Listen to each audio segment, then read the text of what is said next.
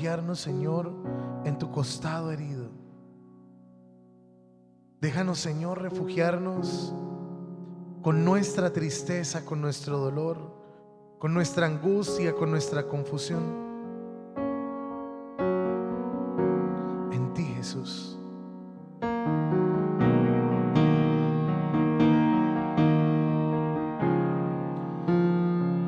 Es la que me sostiene cuando voy a caer, es la que a mí me mueve para obrar con poder, la que me alcanza y nunca falla, me mueve con poder, la mano de Dios,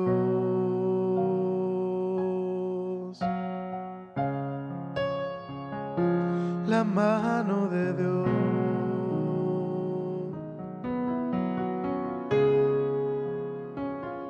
La mano de Dios.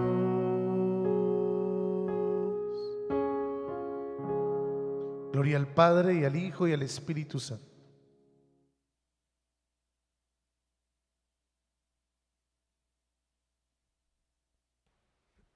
Bien, hoy vamos a concluir.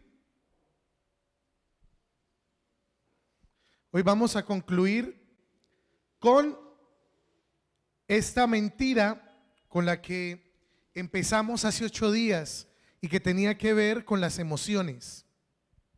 ¿Qué concluíamos hace 8 días? Que toda persona guiada por el Espíritu Santo tiene emociones. Es decir, Dios no te niega la posibilidad de que sientas.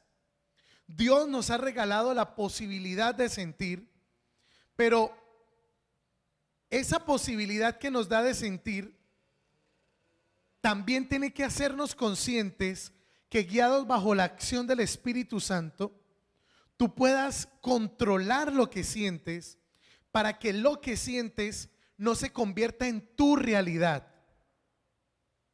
¿Cuál es el problema de la tristeza, la depresión, la angustia?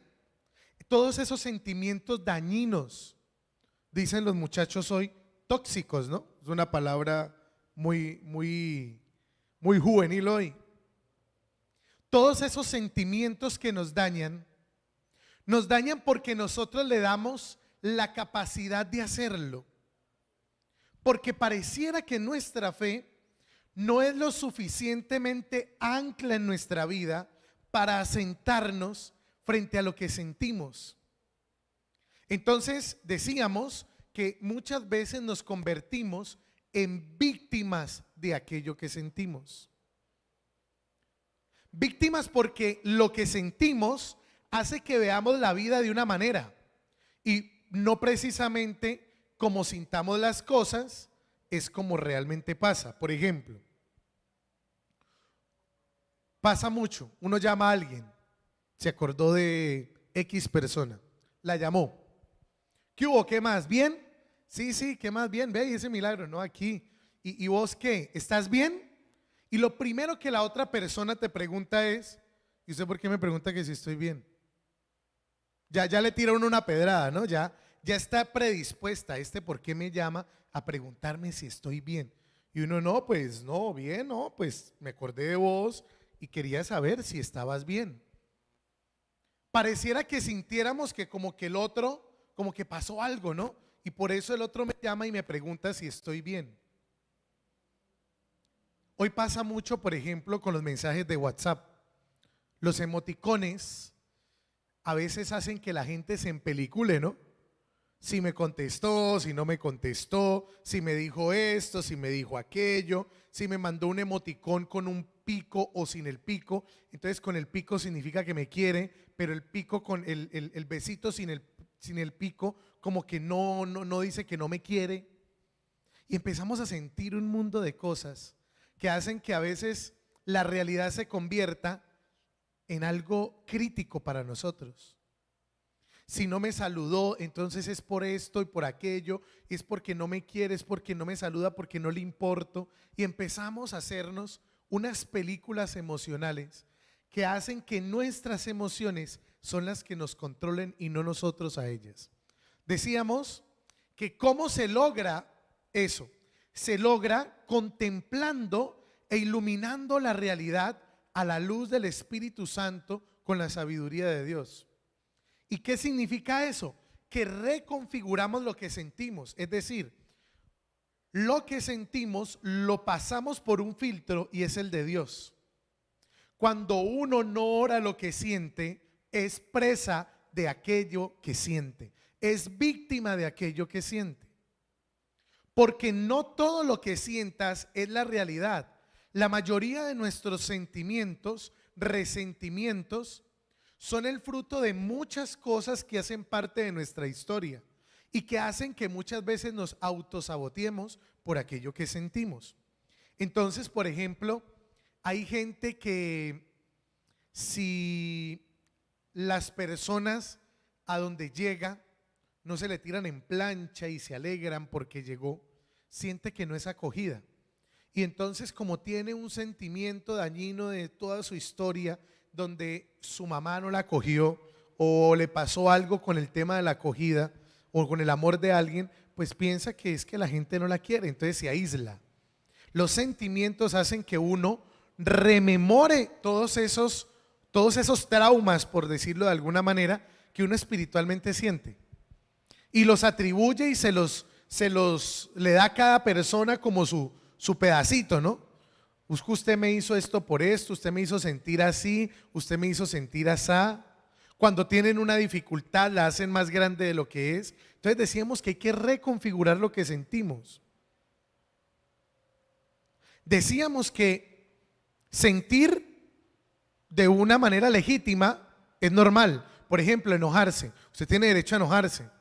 Pero decíamos bíblicamente, demostrado con un texto bíblico que teníamos, que usted puede enojarse, pero el hecho de que se enoje, que es un derecho que tú y yo tenemos, no significa que eso nos lleve a pecar. Es decir, que nuestro enojo haga que nosotros pasemos por encima de alguien porque nos hizo enojar.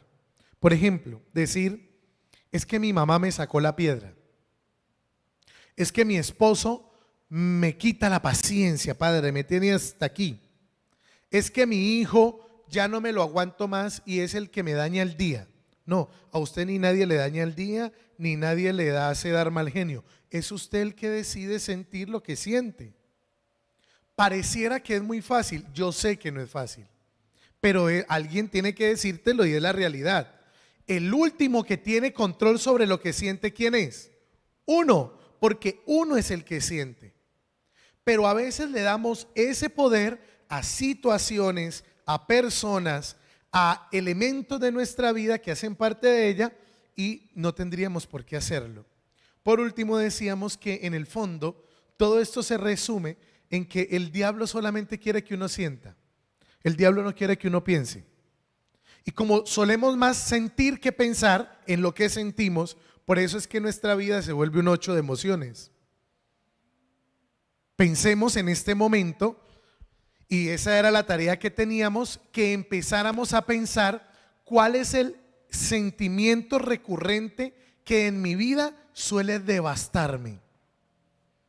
¿Cuál es el sentimiento común que aparece en mi historia personal que hace que yo me derrumbe? Entonces yo les contaba, por ejemplo, sentirme abandonado. En mi caso, eso me derrumba. Sentir que las personas que quiero me dejen el hueco, a mí eso me devasta emocionalmente. Y aunque no he tenido, gracias al Señor, no he sentido hasta ahora que tenga un cuadro depresivo alguna vez en mi vida, sí siento que he tenido momentos muy difíciles emocionalmente hablando por ese sentimiento. Entonces tendríamos que rebobinar, mirarnos al espejo y decirnos, el sentimiento que suele en mi vida devastarme es este. Pero cuando lo identifiques o los identifiques, porque puede ser que no tengas un sentimiento nomás, sino varios. Hay gente que está llevada del carajo a veces y tiene muchos. Todo el mundo tiene derecho a eso. Usted no necesariamente tiene que tener un sentimiento que lo dañe. Muchos tenemos 2, 3, 4. Otros no han acabado de hacer la lista. Pero lo importante es que los identifiquemos para que pensemos en ellos, es decir, para que cuando lo sintamos, miremos si eso que estamos sintiendo es real.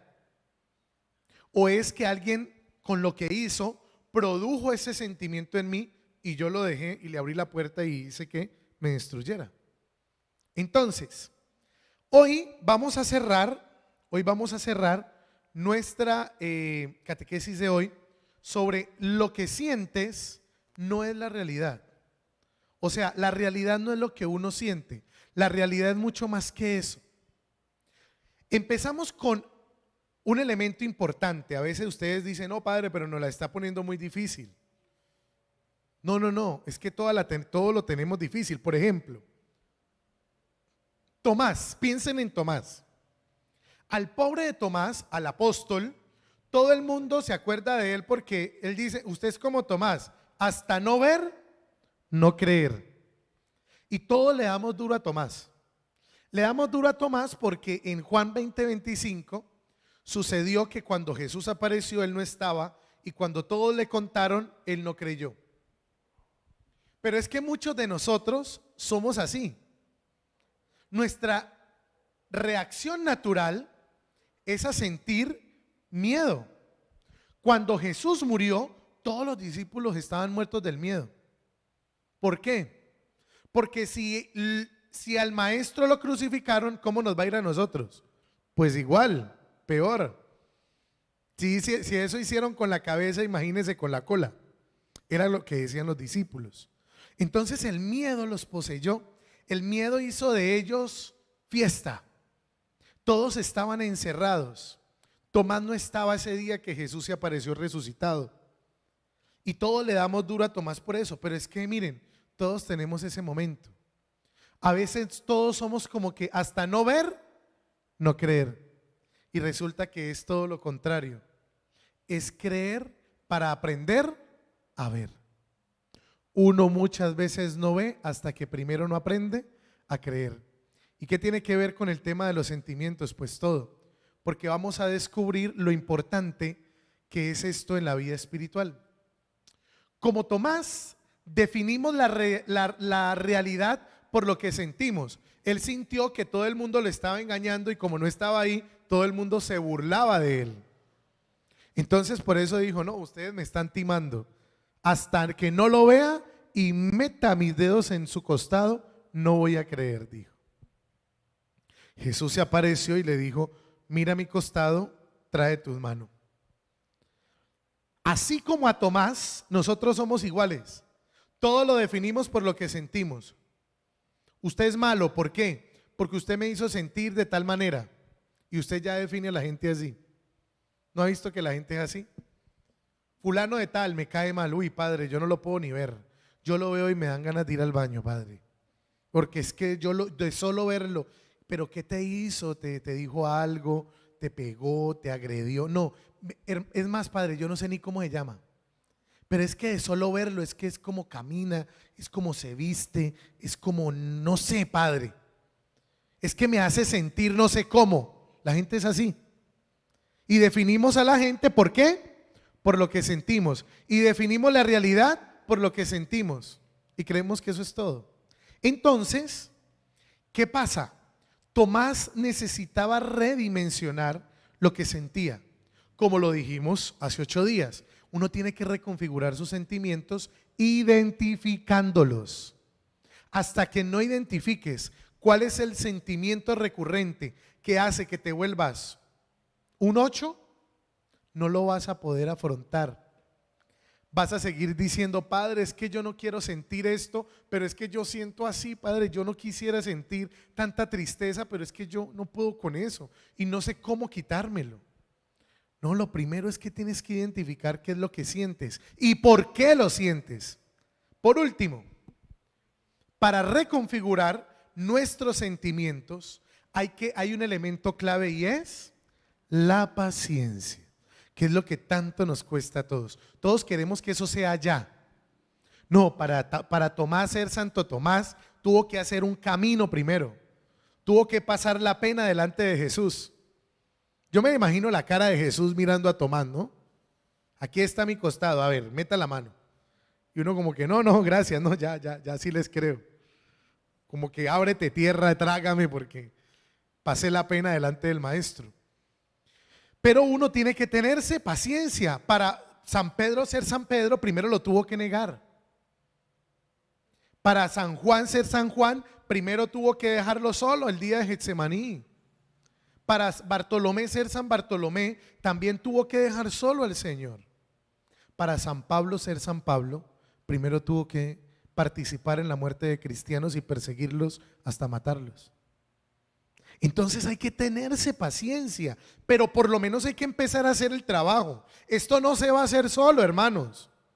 Eso no es de que yo oro y me siento y le digo, Señor, por favor, quítame este sentimiento. No, usted tiene que hacer la parte suya. No es que mi Dios me va a quitar esto que yo siento, mi Dios me va a quitar la depresión, mi Dios me va a quitar la tristeza, pero hasta que usted haga la parte que le toca. Esto no es vudú, esto no es magia, no, esto no es que yo le pido a Dios y Dios, ¡pum!, instantáneamente me quita la tristeza. No, yo tengo que empezar a hacer un trabajo espiritual y emocional frente a mis emociones. Ahora, Jesús nos enseña que creer en lo que no vemos, ojo, es más importante que creer en lo que sí vemos. Para uno aprender a afrontar los momentos duros de la vida, para aprender a enfrentar sus emociones, primero uno tiene que aprender a creer ¿en qué? En lo que no ve, en la vida espiritual, en Dios. Pero nosotros, como vemos todo lo que pasa, sentimos alrededor de todo lo que vemos. Y si no lo vemos, entonces no creemos nada, como tanto Tomás. Por eso estamos hablando de él. Toda la realidad la definimos a partir de ¿qué? De las cosas que vemos. Cuando deberíamos definir nuestra realidad a partir de ¿qué? De lo que no vemos. De Dios. Por eso, el mejor ejemplo de esto, ojo, el mejor ejemplo de esto es Job. Después del libro del Génesis, y bueno, primera, segunda de Samuel es genial, pero mis libros favoritos son en este orden. Génesis es mejor que ver Betty la Fea, Mujeres al Límite y Enfermera juntos. Es mejor. Usted se lee el Génesis y usted ahí entiende por qué la gente es por como es. Usted ahí entiende por qué es que todos somos como somos. Porque el Génesis es como una radiografía de lo que es el ser humano. Léase el Génesis desde el principio, léase todo y eso es todos contra todos, todos encima de todos, todos debajo de todos. El segundo libro es el segundo es el libro de Job, me encanta. Y el tercero son primera y segunda de Samuel, porque les decía el otro día que mi personaje favorito es David el rey. Me identifico mucho con él. Vamos a hablar de Job. ¿Quién era Job? Job era un hombre justo, era un hombre bueno, era un hombre buena papa, que desafortunadamente es víctima de la crueldad satánica. ¿Cómo así de la crueldad satánica? Pues claro, de todo lo que decíamos en anteriores catequesis, que a veces el diablo utiliza, porque el diablo utiliza todas las técnicas que tiene con el pobre Job, ¿no? Ya lo vamos a ver por qué. Entonces Job es víctima de la crueldad satánica. Mueren sus hijos, ojo, mueren sus hijos, pierde sus propiedades y sufre en su salud física. El pobre Job lo pierde todo. Oiga, y todo es todo, no una parte, no un pedacito, no un hijito, no, todo, lo pierde todo Job. Era un hombre bendecido por Dios y pareciera que el libro lo coloca, el libro de Job lo coloca como a Dios y al diablo como diciendo, si tú le quitas todo, verás cómo reniega de ti. Y Dios le quita todo. No se queda con nada. Al pobre Job le cae todo. Incluso sus amigos aparecen, pero no precisamente para llorar. Porque a veces lo Lo que más deberían hacer los amigos es lo que menos hacen, ayudarlo a uno, sobre todo en los momentos duros, ¿no? A Job le pasa. Cuando Job se queda sin nada y aparece el primero de sus amigos, lo primero que le dice es esa técnica satánica de la que hablamos en anteriores catequesis. Es que lo que pasa es que usted no sabe orar. Es que usted no ha pedido con fe. Eso es una técnica satánica. Que un amigo te diga, es que usted no ha pedido con fe. Pilas, los que suelen decir esas cosas. Es como si desconfiaran de Dios. Como que usted no le pidió a Dios lo suficiente, por eso Dios no le ha dado. No, usted está leyendo mal la voluntad de Dios. Hay amigos que en vez de ayudarlo a uno a confortarse, lo único que hacen es echarle más leña al fuego. Eso eran los amigos de Job. Son los que lo echan a uno del trabajo y van a decirle a uno, ¿y cómo le parece que pusieron a fulano en su puesto? ¿Yo? Y ese que no sabía hacer lo que usted sabía hacer. Es que si yo hubiera sido usted, yo hubiera hecho tal cosa. Y uno le dice amigos a eso. Son los que a la esposa, a los esposos se rompe su matrimonio y entonces van las amigas donde el amigo. Y sí vio por quien lo dejó, ¿no? Pero el man es pinta, más pinta que usted. Eso es gente satánica. Gente que le dice a uno cosas y en vez de ayudarte, te hunden. Son los amigos que van donde la amiga y le dicen, o las amigas y le dicen en la separación, ¿no? No, es que usted no le pidió a Dios lo suficiente. Y entonces usted piensa que Dios la castigó y por eso le rompió el matrimonio. Esa gente es la que a veces uno tiene que empezar a sacar. Por eso a Job le pasa de todo. ¿Qué es lo único que le queda a Job? Su miserable vida. Eso es lo único que le queda. Dios le quita todo, el diablo le quita todo. Ojo. Y cuando el diablo le quita todo, ¿qué le queda a Job? La vida, lo único que le queda, está vivo. Queda sirviendo para tres cosas. Para nada y para nada, decía mi mamá. Eso le pasa a Job. Ese Job puede ser usted, que está pasando un momento difícil, que está en un momento de transición, que tal vez hoy está que no se aguanta. Bueno, hay gente que no aguanta todos los días, pero pues, que está triste, que hoy le pasó algo difícil. Ese Job es usted, soy yo, cuando estamos en la mala. Entonces, ¿qué pasa con esto? Pasa lo siguiente. Job es uno de los mejores libros. Es más, Víctor Hugo, ¿saben quién es Víctor Hugo? Es un escritor francés que escribió El jorobado de Notre Dame, por ejemplo. Él dice que si él tuviera que rescatar algo de la literatura mundial, sería el libro de Job. Por eso es que el libro de Job es tan bueno. Léalo. Léalo y usted se va a dar cuenta que se sienta a llorar con Job. Pero léalo hasta el final.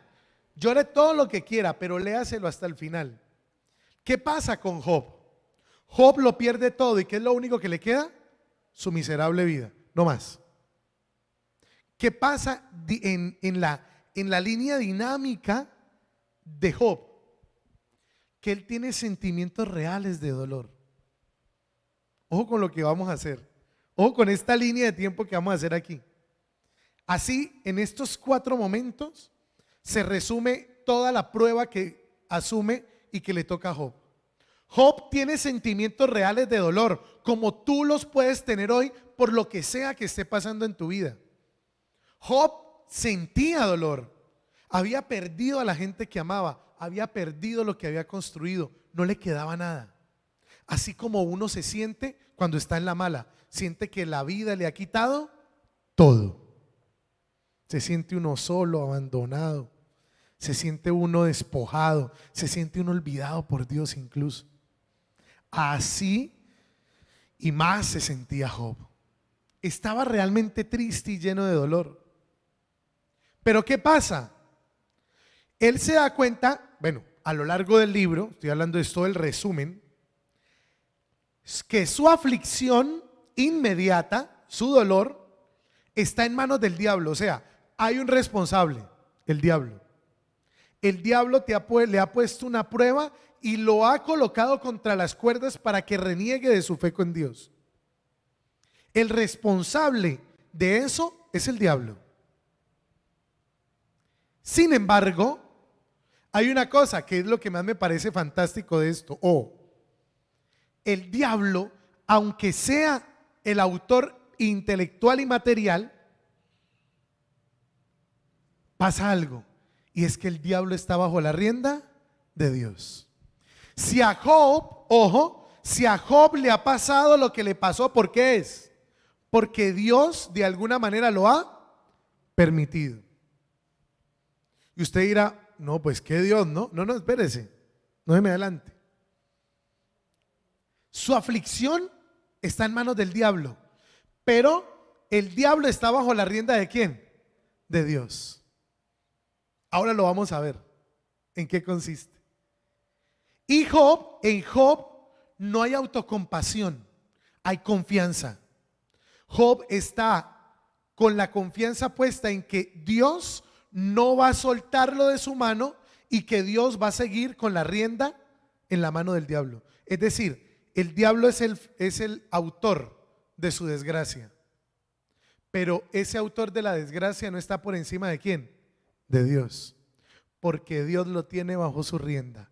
Como se dice por ahí, ¿no? Lo aprieta, pero no lo ahorca. Entonces, ¿qué sucede? Job confía en que la mano que sujeta la rienda se preocupa por él. ¿Y esa mano quién es? Es de Dios. Por eso Job no se desmorona, porque él aprende ¿a qué? A recordar que Dios nunca lo abandona, sobre todo en sus momentos más duros. Y eso es lo que muchos de nosotros tendríamos que empezar a tener en cuenta, hermanos. Porque las desgracias que sufrió Job son las desgracias por las que tú tal vez estás triste, has pasado momentos de dolor, estás pasando momentos de tristeza, la pérdida de un ser querido. Uno, cuando a alguien se le muere, siente que el mundo se detiene. Eso es una tentación de la muerte cuando le llega a uno en un ser querido. A uno la muerte lo paraliza, porque uno piensa que la muerte como que acaba con todo, entonces nada tiene sentido. Y más si toca a alguien que uno ama. Pues, hermanos, Job confía en que la mano que sujeta las riendas de la vida la tiene Dios, no el diablo, aunque el diablo sea el causante de su desgracia. Entonces, ¿cómo les pruebo esto? Con el Salmo 34:8, que es un salmo genial. Dice el Salmo 34:8: son muchas las aflicciones del justo. ¿Quién era Job? ¿Un hombre qué? Justo. Son muchas las aflicciones del justo, dice el Salmo, pero de todas ellas me libra el Señor. Por eso les decía, ¿se acuerdan que conté que en los comentarios había alguien muy contrariado, que porque él nunca le habían mostrado que Dios permitiera el dolor en la vida, que no podía pasar eso? Hermanos, ¿por qué decía él eso? Porque ese día aprendíamos y compartíamos en la catequesis que Dios no quita el dolor de nuestra vida. O sea, el dolor hace parte de ella, la muerte hace parte de la vida, los momentos duros también. Pues Job nos está demostrando eso, que la vida no es fácil. La Biblia nunca ha dicho que la vida va a ser fácil. La Biblia nunca ha dicho que nunca vas a tener problemas. La Biblia nunca ha dicho que por más bendecido que estés no te va a pasar nada malo. Eso no dice la Biblia. Y aquí está la prueba. Son muchas las aflicciones ¿de quién? Del justo. Digamos que usted sea una persona buena y justa. Pero de todas ellas me libra ¿quién? El Señor. Es decir, Dios no quita las piedras del camino, pero te ayuda a levantar si te tropiezas con ellas.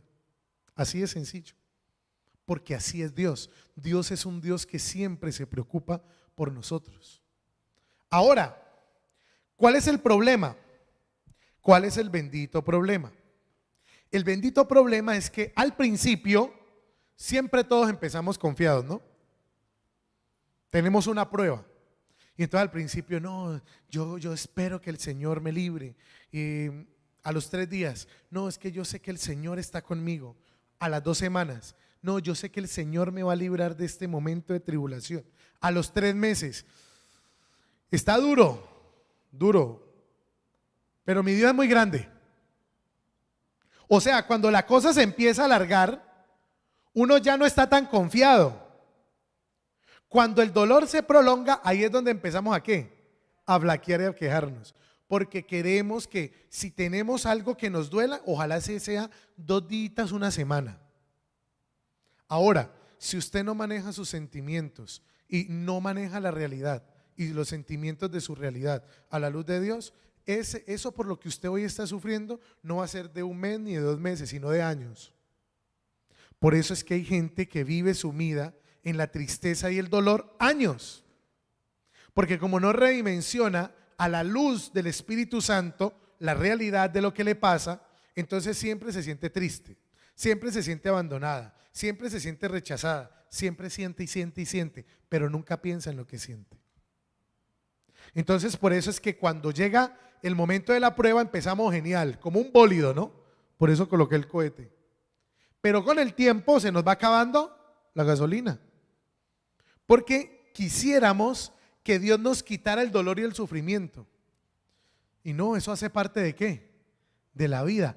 Por esto es que a la gente buena también le pasan cosas malas. ¿Ya entienden por qué? Por eso es que cuando usted pregunta ¿por qué a mí? Mi pregunta de vuelta es ¿y por qué no a usted? A ver, ¿es que está muerto o qué? A los únicos que ya no les pasa nada es a los muertos. A los difuntos ya descansan en la paz de Dios. Pero mientras tú y yo estemos vivos, nos van a pasar muchas cosas buenas, pero también malas. Es que eso es la vida, hermanos. Ahora, si vamos en esta tónica, podríamos pensar o podríamos preguntarnos, ¿por qué Dios permitió que a Job le pasara lo que le pasó? Muy buena pregunta, ¿no? ¿Por qué Dios permite que nos pasen estas cosas? Y la respuesta, en el fondo, es sencilla. El Señor ha permitido que Satanás aplaste a Job para recordarle la realidad de lo que no puede perder. Ojo, Dios ha permitido que Satanás aplaste a Job para que a él no se le olvide algo que no puede perder. ¿Y qué es eso? La esperanza. La esperanza. La esperanza es una virtud teologal.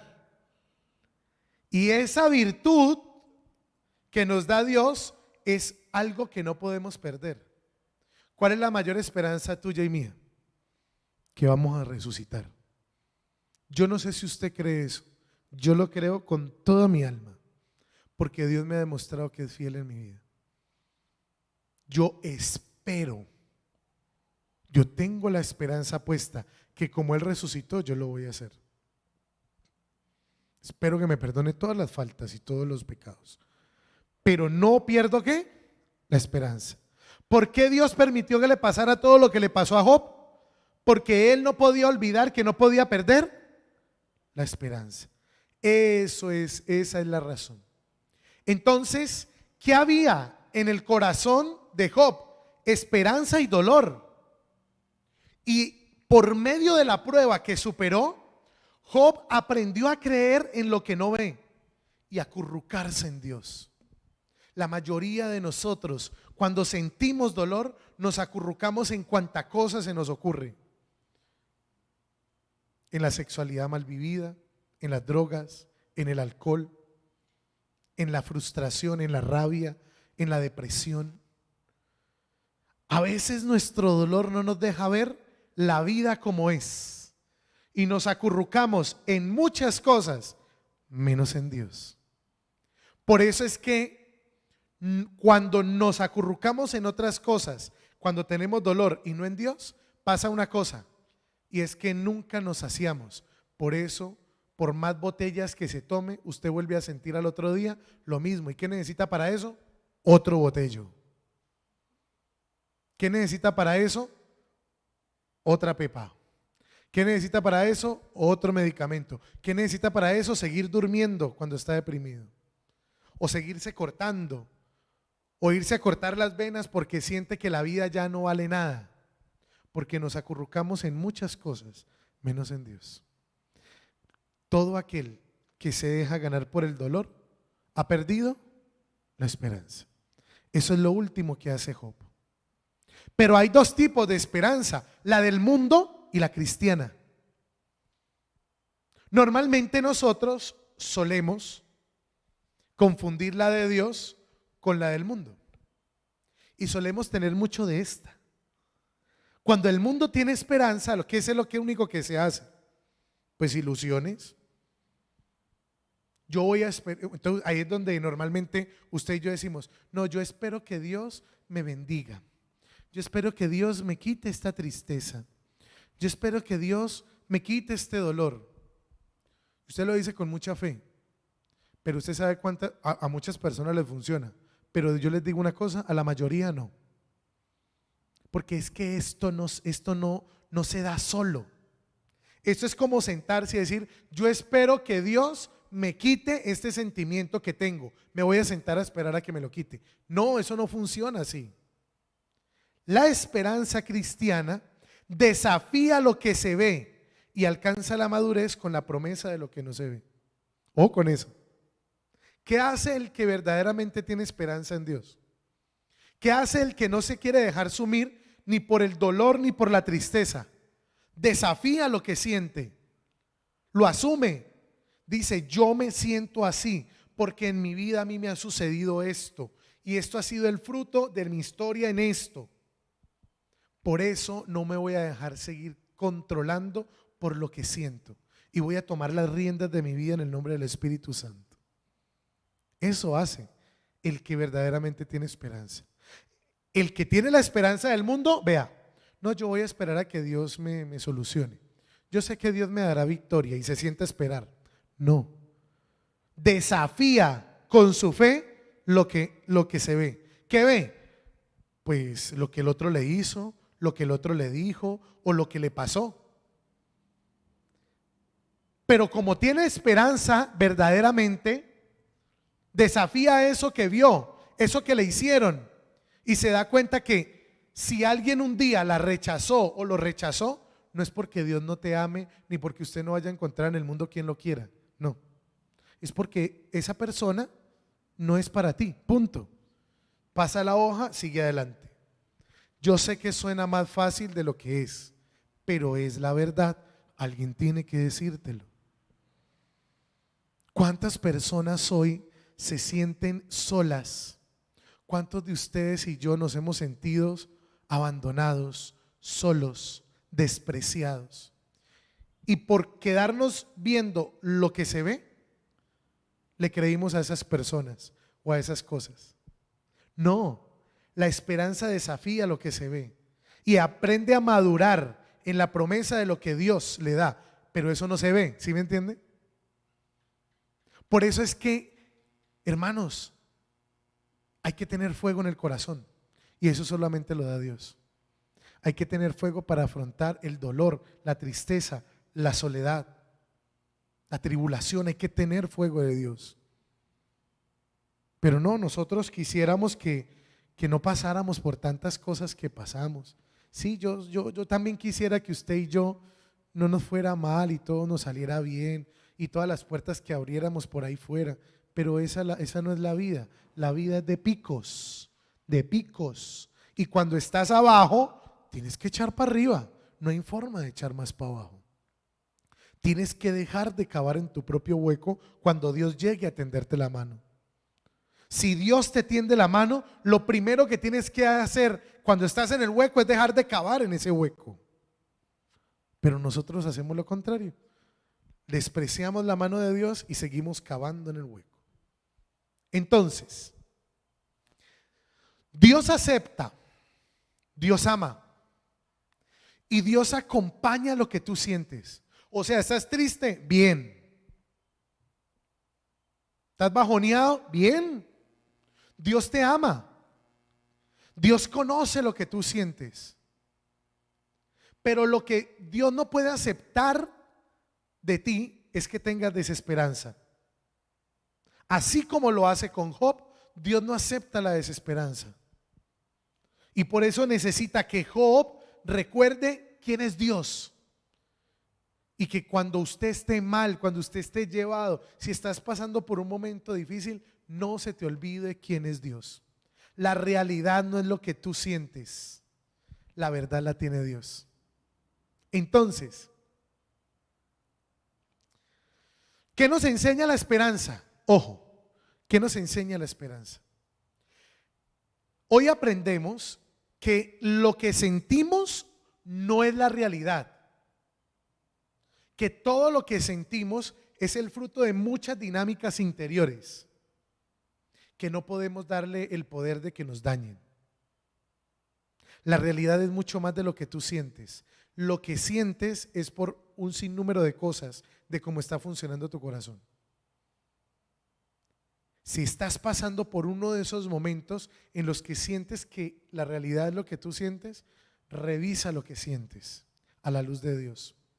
Pero sobre todo no pierdas la esperanza que perdió Job, porque no eres el único que le ha ido mal, no eres el único que no le han salido las cosas, no eres el único que está solo, no eres el único que se quedó sin trabajo, no eres el único que se le rompió su relación, no eres el único, no eres el único.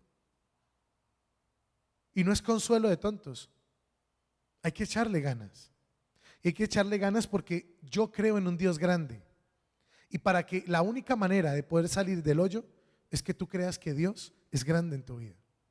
Es la única forma. Revisa en tu historia y te darás cuenta de cuántas veces Dios se ha glorificado en cada uno de tus problemas. ¿Por qué Dios permite que estés viviendo lo que estás viviendo? Porque tal vez si no lo estuvieras viviendo, no estarías tan cerca de Dios como hoy estás aquí. Yo suelo reconocer eso mucho en la gente cuando viene a la misa, ¿no? Usted de la nada empieza a ver una fulana o un fulano raro en la misa. De esos que uno nunca ve, nunca. Pero un día lo empiezas a ver o la empiezas a ver. Normalmente viven con la cabeza agachada, llorando algunos. Pero lo raro es que lo empiezas a ver seguido, ¿no? Nunca veía a esa persona y lo empiezas a ver el lunes, y el lunes la misericordia, y el martes, y ya el miércoles viene el rosario, y ya el jueves compró rosario, ¿sí? El viernes ya llega temprano antes del rosario, a la semana ya lee ahí y proclama en la palabra, y uno dice, esta necesita un favor, este viene por algo, sí, preciso. A los meses o a los días, el Señor a veces es muy providente, esa fulana o ese fulano dejan de venir. Entonces uno ahí mismo dice, le hizo el favor. Debe ser que le hizo el favor porque ese fulano o esa fulana no volvió. Uno es así. Si tal vez no estuvieras pasando lo que estás pasando, si tal vez no estuvieras en la situación en la que estás pasando, no estarías tan cerca de Dios como hoy estás, te lo aseguro. Por eso de la esperanza aprendemos 4 cosas, sobre todo la esperanza en Job. Que la esperanza del mundo es hueca, la del resto del mundo es Jesús. La esperanza del mundo es hueca, la del mundo, es decir, la de nosotros, es Jesús. Segundo, que la esperanza desafía lo que se ve. Es decir, por ejemplo, yo veo que nadie me quiere. Yo veo que, por ejemplo, el ejemplo que colocábamos hace 8 días, ¿no? Mi matrimonio se rompió, pero mi mamá tiene un matrimonio exitoso, pero mi hermana tiene un matrimonio exitoso, pero mi hermano tiene un matrimonio, la única solterona soy yo. Eso es lo que uno ve, ¿no? Y encímele que tengo una tía solterona que no se la aguanta a nadie. Es la que todo el mundo le hace el quite en la familia. Y justo la solterona es la cansona. Entonces, ¿usted qué ve ahí? que eso mismo le va a pasar ¿a quién? A usted. Eso es lo que usted ve, pero no. La esperanza desafía eso que ve y entiende que tal vez siente eso por muchas cosas de su historia familiar, pero que Dios es mucho más que eso que está viendo. Por eso la esperanza desafía lo que se ve. El hecho de que no haya funcionado no significa que usted no vaya a ser feliz en la vida. Nadie le asegura a usted eso. Eso solamente lo sabe usted y lo sabe Dios, y lo trabajará usted y Dios. Tercero, la esperanza puesta en el lugar correcto. Esta frase me encanta, frase para Facebook. La esperanza puesta en el lugar correcto, ojo, el diablo la odia. Cuando uno tiene bien puesta su ancla en el Señor, tiene su esperanza puesta en el Señor, el diablo odia eso, lo odia. Porque sabe que no podrá triunfar, por más de que la tribulación se alargue. Por eso les decía ahora de que el problema es que uno empieza bien, pero luego se tuerce. La esperanza, el diablo la odia por eso, porque sabe que pase lo que pase, usted va a seguir confiando ¿en qué? En su Padre, que tiene las riendas de la mano. Y cuarto, ojo, la esperanza no es resignación del corazón, es confianza, ojo, es confianza en su amor. No sé por qué estés pasando, no sé por qué vayas a pasar o no sé qué hayas pasado. Lo que puedo decirles, hermanos, como testimonio de vida siempre, es que Dios es fiel. La mayor cualidad que yo veo en Dios, en mi vida, o que yo reconozco en Dios, es que Dios es fiel. Dios nunca abandona. Dios siempre tiene puesta la 10, como se dice. Siempre se pone la camiseta. Tienes momentos de tristeza, está contigo, consolándote. Tienes momentos de angustia, está contigo, acompañándote. No te los quita, no te libra de no te quita las aflicciones, pero sí te libra de ellas. Ojo, no te quita los sentimientos, pero sí te libra de esos sentimientos. Por eso hay que recordar, por ejemplo, 3 textos bíblicos. Tenía más, pero hoy no nos da el tiempo. Y es esto. Primera de Tesalonicenses dice: no se entristezcan como los otros que no tienen esperanza. ¿Ven lo importante que es? Segundo, Primera de Timoteo, el Señor es nuestra esperanza. Es lo primero, el versículo 1, capítulo 1 de Primera de Timoteo dice eso. No te olvides que el Señor es nuestra esperanza. Y en Hebreos 11:1 dice: la fe es certeza de lo que no se ve. La fe es certeza de lo que no se ve.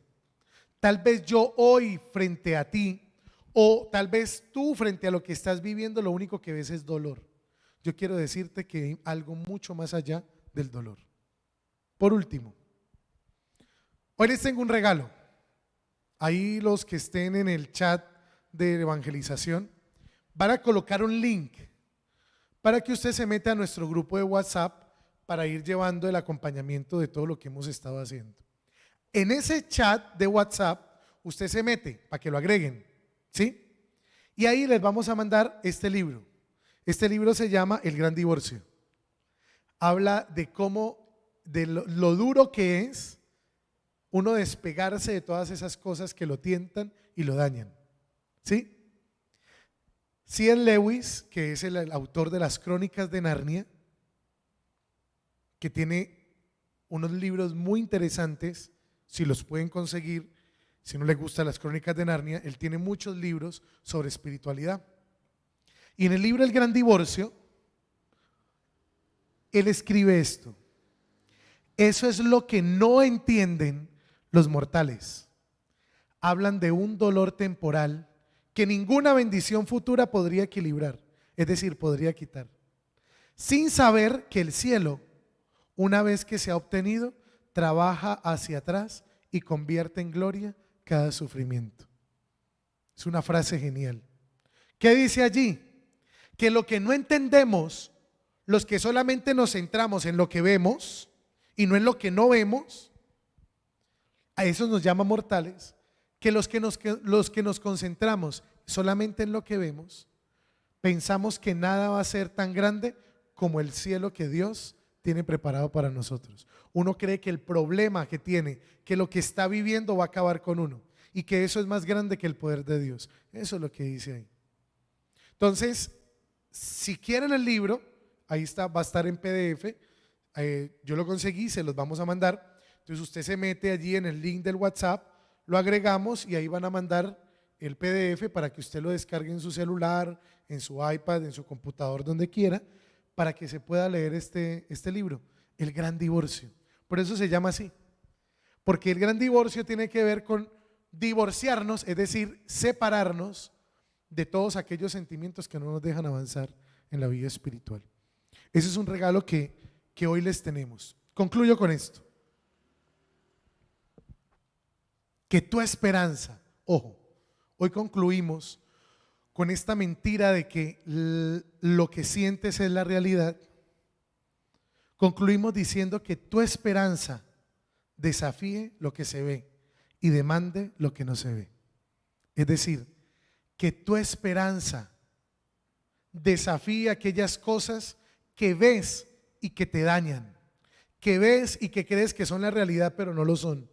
Desafía esas realidades y empieza a demandar lo que no se ve. Es decir, empieza a pedir, empieza a exigirle a Dios que por favor te mantenga en la línea de su esperanza para que logres victoria sobre lo que estás viviendo. Hoy no sé quién nos está viendo y por eso les decía, no sé si más adelante, hoy o ya, tú estés viviendo un momento de mucho dolor, de mucha tristeza o de mucho sufrimiento. Solo quiero decirte, Dios es fiel. No desmayes porque Dios es fiel. No se rindan. No se rindan porque si usted revisa su vida, se dará cuenta cuántas veces Dios se ha glorificado en cada una de nuestras tribulaciones. Tú y yo hemos tenido muchísimas dificultades tal vez en nuestra vida. Hemos vivido cosas muy difíciles en nuestra vida. Y eso, digamos que Dios lo ha permitido. ¿Por qué? Porque su gloria es más grande que la misma muerte. Dios no quiere verte sufrir. Eso no es lo que estamos diciendo hoy aquí. Estamos diciendo que el dolor y el sufrimiento hacen parte de la vida. Pero Dios, tú tienes y creerás en un Dios que es más grande que cualquier dolor y cualquier sufrimiento. Por eso no vemos para creer como Tomás, sino que creemos para ver. Oremos. Hoy, bendito y Padre amado, hoy nos rendimos, Señor, con nuestro corazón y con lo que sentimos, Señor, delante de ti. Hoy te pedimos, Señor, que nos regales valentía en el corazón, pero sobre todo esperanza, para confiar plenamente en el amor que nos has manifestado ya. Tú has vencido la misma muerte, Jesús. Tú has resucitado entre los muertos y has vencido el poder del mal. Fuiste despojado, Señor, de todo. Fuiste azotado, fuiste despreciado, fuiste abandonado en la cruz. Pero Dios te levantó. Asimismo, Señor, confiamos en que tú nos levantarás. Hoy, mañana y siempre nos levantarás, como ya lo has hecho, como todos los días lo haces y como confiamos que lo harás en el momento en el que más, Señor, clamemos a ti. Bendícenos, Señor, y regálanos tu esperanza en el nombre del Padre y del Hijo y del Espíritu Santo. Amén. Dentro de 8 días nos vemos con nuestra siguiente mentira, pero comparta, suscríbase para que muchas personas más llegue este mensaje y ojalá a las personas que ustedes saben que necesitan de este mensaje o de los mensajes que ya hemos compartido, bueno, recuerden que los pueden ver si buscan en la página del Padre Oscar, siempre los van a encontrar con este logo. Usted adelanta hasta donde empecemos la catequesis si lo desea, o también hay algunos que están solos sin la Eucaristía y la coronilla para que los podamos ver, para que los compartamos, para que le demos la oportunidad a otros de que también se alimenten espiritualmente. Bien, en Luz Directa también estamos prestos todos los días para regalarte la palabra, así que los esperamos y nos vemos dentro de 8 días. Dios los bendiga.